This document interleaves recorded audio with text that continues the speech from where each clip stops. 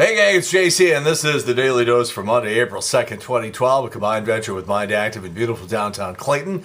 We have great television archives up top. We have our eye candy feature below, and the rock and roll poll from Friday, which was, what do you think of the Motion Picture Association of America's rating system for movies? And it was very interesting because what it's supposed to be doing is helping parents recommend movies for children, and that constituted a whopping 8% of our answers. It really split 48 to 45% between the number one answer, which was the idea that a half dozen unknown people sitting in a theater in Dallas can have that much influence over what the entire country sees seems completely ridiculous. Number one answer at 48%, and the number two answer at 45%. It might not be a perfect system, but it's probably necessary. And as I said, only 4% of you said it helps determine movies for your kids to see or your family to see or stuff like that. So if we have a chance today, the Big 550 KTRS, where Trish Gazelle and I reside every day from noon until 3, I'm going to tell you some of the things I know about the MPAA. I had a chance to talk to Jack Valenti, who was the long time, it was like 3 decades where he was the chairman of the MPAA, and had an interview with him back in the 90s, and it was very, very enlightening. Not necessarily encouraging, but enlightening. But we'll get to that a little bit later on. All right, anyhow, today's question. Trouble in the U-City Loop. Trouble in the U-City Loop. Over the weekend, what should we do? It's interesting watching the TV stations in KMOX turning into an old man station. These damn kids, they have no respect for authority. It's like, yeah, and you did, right? So, you know, at the risk of sounding like my grandfather, here we go. What should be done about the recent trouble in the U-City Loop? A, dramatically increase police presence and impose and enforce a tough new curfew, even if it temporarily hurts business. That's choice A. Choice B, step up security somewhat, but don't go overboard. C, don't do much at all. Saturday's incident was isolated, and the Loop is actually a fairly safe place to be. Or D, deputize everyone with a nose ring. Oh well, that would be an all-day job in the Loop.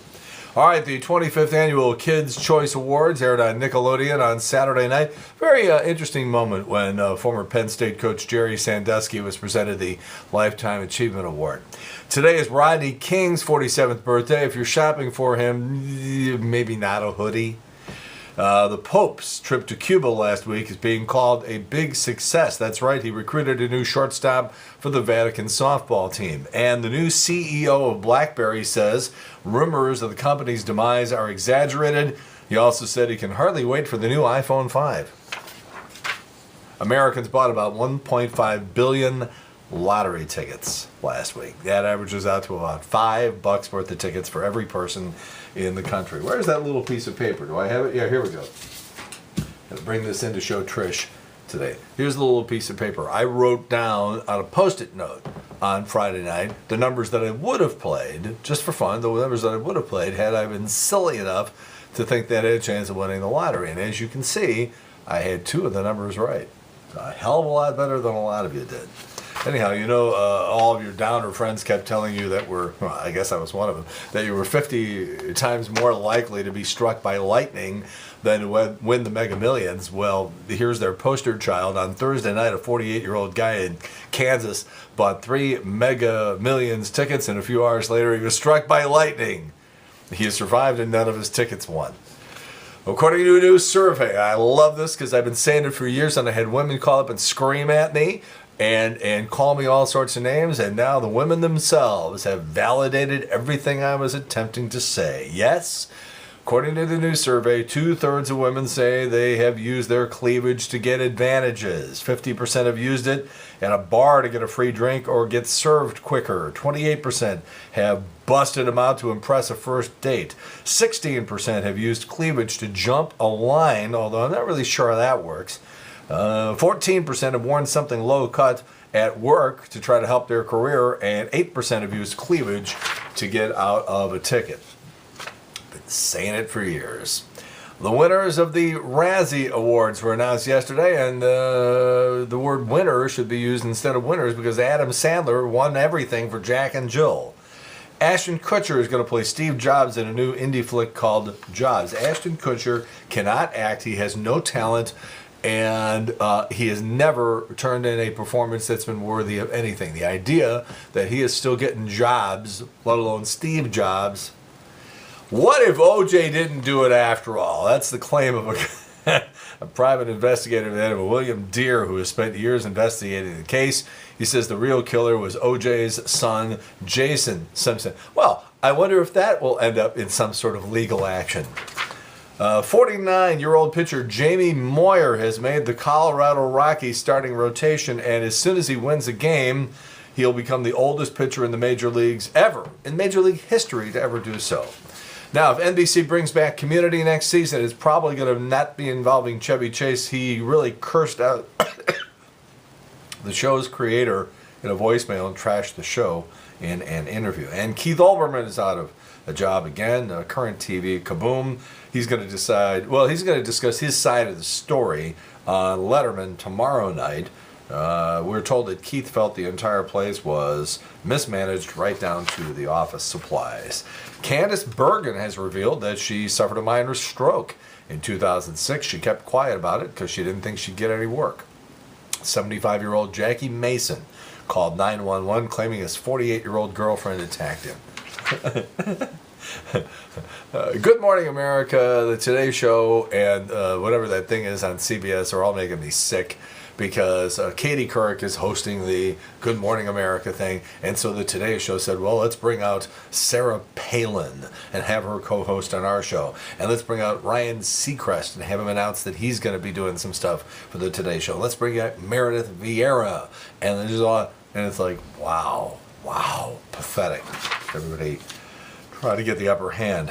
All right, at our house, not because I'm watching it, but because somebody else is, Diners, Drive-Ins, and Dives, 14th season premiere tonight on the Food Network. Matthew McConaughey down in Texas. It's some sort of diner with Guy Fieri.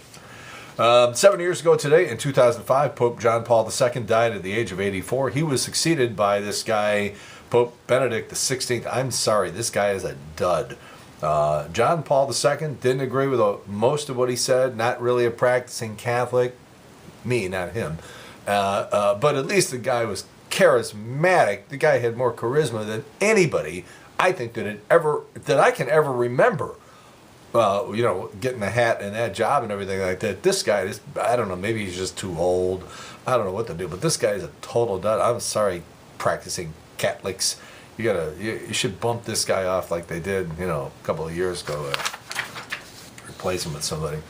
By the way, yesterday at the Cardinals spring training game down in Florida, the bottom of the third inning, they brought out a shiny new car, big SUV, big truck actually, and said, somebody here at today's game is going to win this truck, and you'd be listening for details on how to win this truck. There was only one problem: was Adam Wainwright's truck, and Lance Berkman was driving it.